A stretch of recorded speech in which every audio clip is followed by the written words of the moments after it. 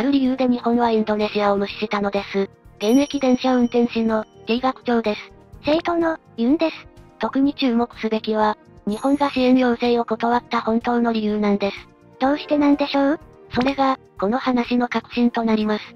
また、今回の動画では、安全性がキーワードになってきます。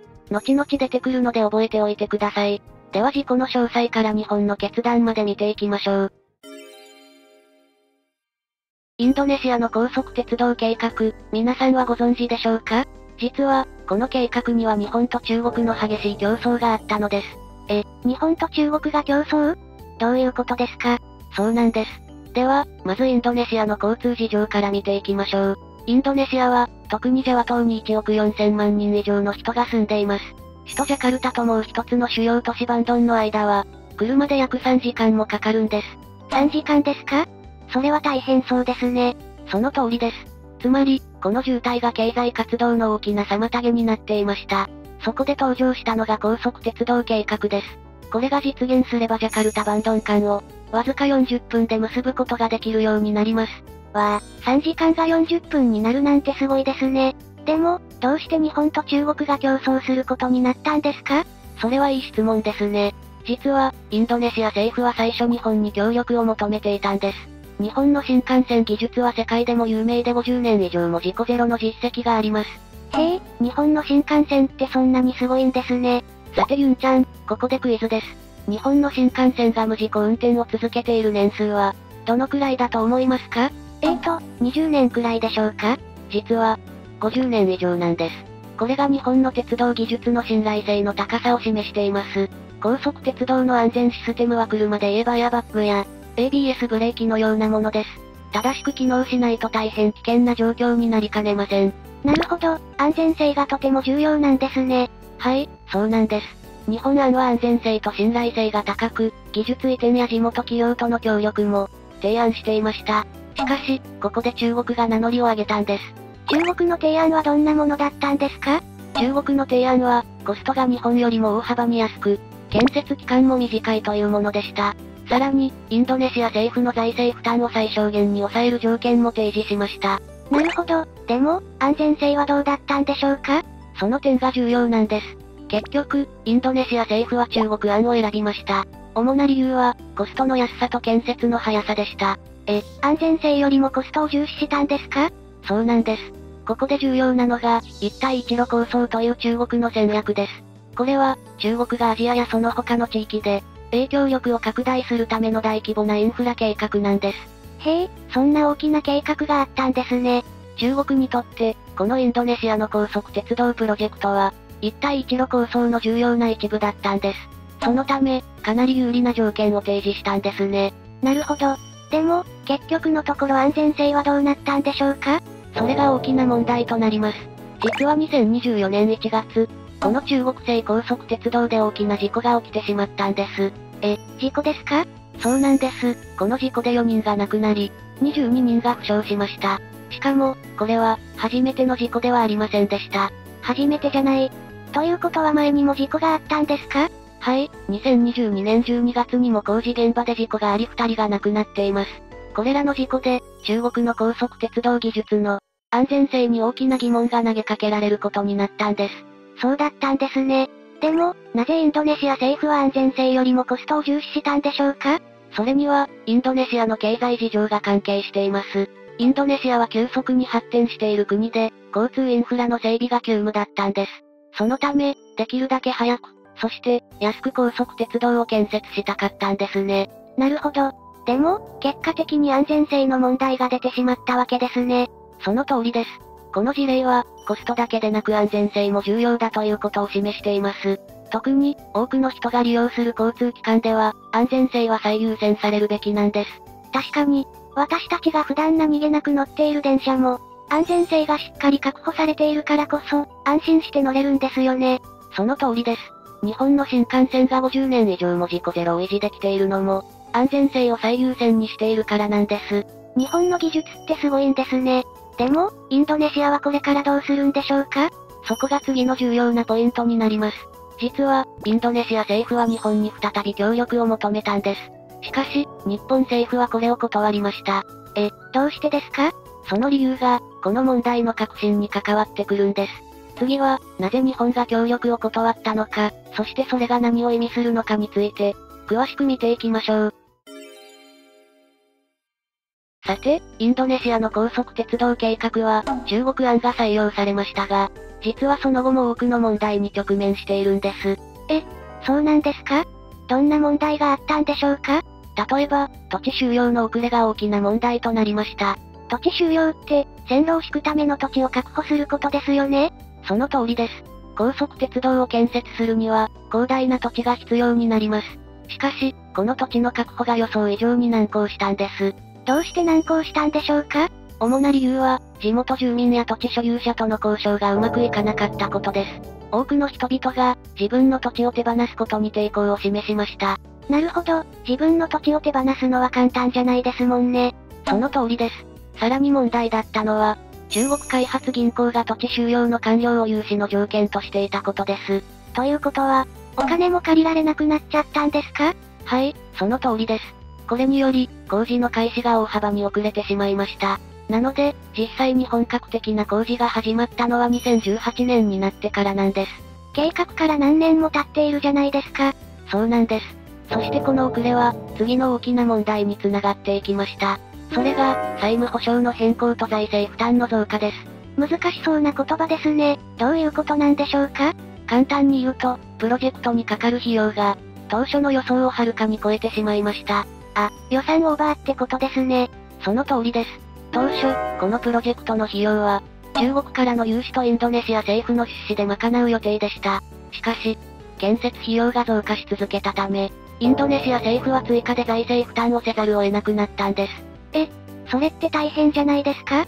はい、とても大変なことです。インドネシア政府は他のインフラ計画の予算も圧迫されることになりました。さらに、融資の条件も厳しくなり金利も上昇しています。うわぁ、借金が増えて返すのも大変になっちゃうんですね。その通りです。そしてこれらの問題に追い打ちをかけたのが、新型コロナウイルスのパンデミック。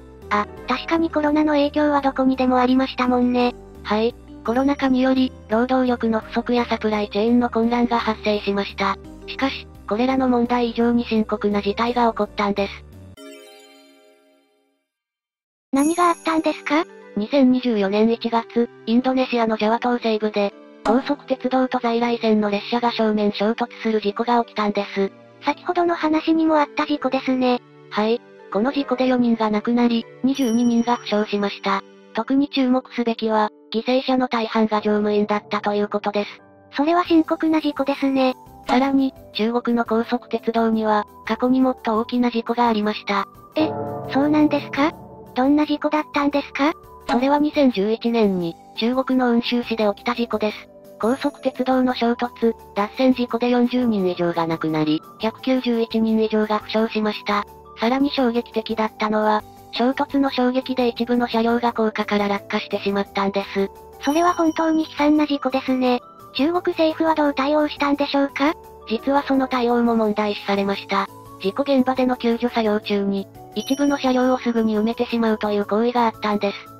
まだ救助が終わっていないのに埋めちゃったんですか？その通りです。この一連の対応によって中国政府や鉄道当局への不信感が大きく高まりました。そして今回のインドネシアでの事故で中国の高速鉄道技術の安全性に、再び大きな疑問が投げかけられることになったんです。なるほど、過去の事故もあって、今回の事故はより深刻に受け止められているんですね。そうです。これらの事故は、高速鉄道の安全性と、管理体制の重要性を、改めて浮き彫りにしたんです。さて、これまでの問題を受けて、インドネシア政府は日本に助けを求めることになりました。なぜそうなったのか、詳しく見ていきましょう。そもそもインドネシアはなぜ、日本に助けを求めたんでしょうか？主な理由は3つあります。まず、ジャカルタからバンドンまでの、高速鉄道プロジェクトの進行が予想以上に遅れていたんです。さっき話した工事の遅れのことですね。その通りです。次に、予算が大幅に膨らんでしまったこと。そして3つ目は、中国の支援を受けて建設が進んでいたプロジェクトが、技術的な問題に直面していたことです。なるほど。でも、なぜ日本だったんでしょうか？そもそも、インドネシア政府は、このプロジェクトをさらに拡大して、スラバヤまで延伸する計画を持っていたんです。つまり日本の新幹線技術への信頼が高かったため、この拡大計画に日本の協力を求めました。へえ、そうだったんですか。でも、日本は断ったんですよね？どうしてですか？はい、日本政府はこの要請を断りました。その本当の理由は、技術的な互換性の問題だったんです。技術的な互換性？難しそうですね。簡単に言うと、中国の技術と日本の技術を一緒に使うのは難しいということです。そしてこれには、大きく3つの問題があります。3つも？教えてください。まず1つ目は、プロジェクトが複雑になりすぎてしまうことです。中国と日本の技術は、異なる規格や基準を持っています。これらを混ぜて使うと、システム全体が非常に複雑になり、管理が難しくなるんです。なるほど、確かに難しそうですね。2つ目は、安全性への懸念です。異なる技術を組み合わせることで、予期せぬ問題が発生するリスクが高まります。もともと日本の新幹線は、長年の安全運転の実績があるので、その評価を落としたくなかったんですね。確かに、日本の新幹線の安全性は世界でも有名ですもんね。その通りです。そして3つ目が、責任の所在が不明確になることです。責任の所在？どういうことですか？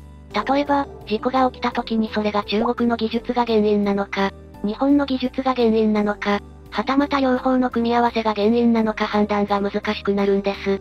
そうなると、責任のなすりつけ合いになりそうですね。その通りです。これらの理由から、日本は独自の技術を使ったプロジェクトに集中し、中国と共同でのプロジェクト参加を見送ったんです。なるほど。技術の問題だけでなく、責任の問題まで考えていたんですね。はい。日本の決定は、短期的な利益よりも、長期的な信頼性と安全性を、重視したものだと言えます。でも、インドネシアは、どうなってしまうんでしょうか？日本に断られて、そこが重要なポイントです。実は、この問題はインドネシアだけの問題ではなく、中国の一帯一路構想全体に関わる大きな課題なんです。本当に深刻な問題ですね。インドネシア政府はどう対応したんですか？気になりますよね。そこで注目すべきなのが、インドネシア政府の次の行動です。では、中国の高速鉄道が抱える、根本的な課題について詳しく見ていきましょう。これは3つの大きな問題に分けられます。はい、どんな問題があるのでしょうか？まず1つ目は、安全管理システムの問題です。2011年の雲州市での事故以来、中国は安全管理体制の強化に取り組んできました。それは大切ですね。でも、まだ問題があるんですか？はい。例えば、新しく人工知能を活用した安全管理システムを導入していますが、その長期的な効果はまだ確認されていないんです。新しい技術を使っているんですね。でも、効果がまだわからないというのは少し不安です。その通りです。新技術の導入はいいことですが、それだけでは十分ではありません。安全文化の醸成や、現場レベルでの徹底した管理が重要なんです。なるほど。技術だけでなく、人の意識も大切なんですね。その通りです。次に2つ目の問題、赤字経営の実態について見ていきましょう。世界最大の高速鉄道網なのに赤字なんですよね。そうなんです。この高速鉄道は、中国鉄路総工士という会社が運営していますが、2022年時点で約9000億ドル、日本円にすると約100兆円もの負債を抱えているんです。100兆円、とんでもない額ですね。そうなんです。特に問題なのは利用者が少ない地域でも、高速鉄道を建設していることです。そういった路線では収益が上がらず、負債がどんどん膨らんでいくんです。でも、なぜそんな採算の取れない路線を作るんでしょうか？それが3つ目の問題、廃炉の際、としての高速鉄道事業につながるんです。廃炉の際？なんだか不思議な言葉ですね。これは、潜在的なリスクがあるにもかかわらず、無視されがちな問題のことを指す表現ですが、中国の高速鉄道事業がまさにそれなんです。どういうことでしょうか？中国政府は経済成長を追求するあまり、採算性を度外視して高速鉄道網を拡大し続けているんです。これは短期的には経済を刺激しますが、長期的には大きな財政負担になる可能性があります。あ、なるほど。今はいいけど、将来大変なことになるかもしれないということですね。その通りです。この膨大な負債は、いずれ中国経済全体に重大な影響を与える可能性があります。それは大変そうですね。でも、これはインドネシアの高速鉄道とどう関係するんでしょうか？実は、インドネシアの高速鉄道プロジェクトも、中国のこの、廃炉の際、問題の一部なんです。中国は、一帯一路構想の一環として、採算性が不透明なプロジェクトにも積極的に投資していたりします。あ、だから安く請け負ったり、有利な条件を出したりしたんですね。その通りです。しかし、これらのプロジェクトが赤字になれば、その負担は最終的にインドネシアや中国、そして世界経済全体に及ぶ可能性があるんです。なんだか怖くなってきました。これって、世界中で問題になっているんでしょうか？そうですね。実は、この問題に対する海外の反応も様々なようです。次は、日本の鉄道技術への評価や中国の鉄道事業への批判など、世界の反応について見ていきましょう。インドネシア高速鉄道は安全性の確保と、財政面での課題が山積みです。これらをクリアできるかが将来を左右するでしょう。難しい課題ですね。他の国への影響はあるんでしょうか？はい、他の国にとっても重要な教訓になるでしょう。大規模インフラプロジェクトを進める際は、初期コストだけでなく、長期的な安全性や経済性も、十分に考慮する必要があるということです。なるほど、世界の反応はどうなんですか？まず、日本の鉄道技術への信頼が再確認されています。安全性と信頼性の高さが評価されているんです。日本の技術ってすごいんですね。誇らしいですね。一方で、中国の鉄道事業には不安と批判の声が上がっています。安全性への懸念や赤字経営の問題が指摘されているんです。なるほど。インドネシアの決定についてはどうなんですか？インドネシアの決定をめぐっても議論があります。中国との戦略的パートナーシップ強化を評価する声がある一方で、日本の技術を導入しなかったことへの批判もあるんです。難しい問題ですが、とても勉強になりました。私たちにできることはありますか？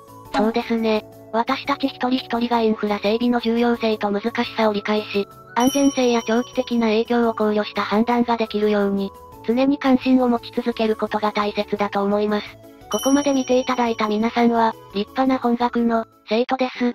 ぜひ皆さんの意見を聞かせてください。そして、これからも私たちと一緒に鉄道に関して考えていきましょう。高評価、チャンネル登録をしていただけると励みになります。ここまでお話を聞いてどうでしたか？とても複雑な問題だと感じました。安全性や経済性、さらには国際関係まで絡んでいて、簡単には判断できない難しい問題だと思います。その通りですね。さらに付け加えると、この問題は今後の国際的なインフラ整備のあり方にも、大きな影響を与える可能性があります。なるほど。私たちの生活にも関わってくる問題なんですね。そうですね。皆さんはどう思われましたか？ぜひコメント欄で感想や意見を聞かせてください。また皆さんは自国の交通インフラ整備に、どの国の技術を採用すべきだと思いますか？そちらもコメント欄でお聞かせください。そうですね。皆さんの意見も聞いてみたいです。このチャンネルでは、私のような現役電車運転士が、鉄道に関する様々な話題についてわかりやすく解説しています。もし気に入っていただけたら、チャンネル登録と高評価をお願いします。また、今後取り上げてほしいテーマや、現役電車運転士の私に聞いてみたいことがあれば、コメント欄でぜひお知らせください。最後までご視聴ありがとうございました。